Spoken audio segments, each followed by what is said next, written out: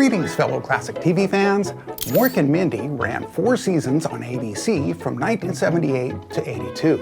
The character Mork was conceptualized by producer Garry Marshall's 9-year-old son, Scotti. He was a fan of Star Wars and of his dad's hit series, Happy Days.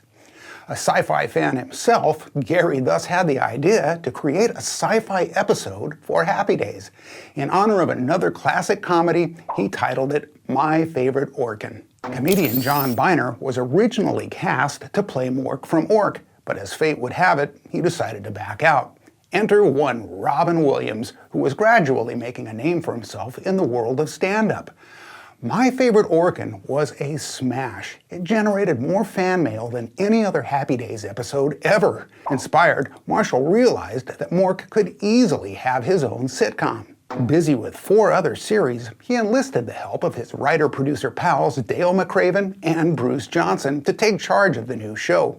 Ironically, neither had seen the Happy Days episode yet. Once they did, the potential became quite clear. ABC obviously felt the same way, trusting the team so much that they didn't even ask for a pilot episode.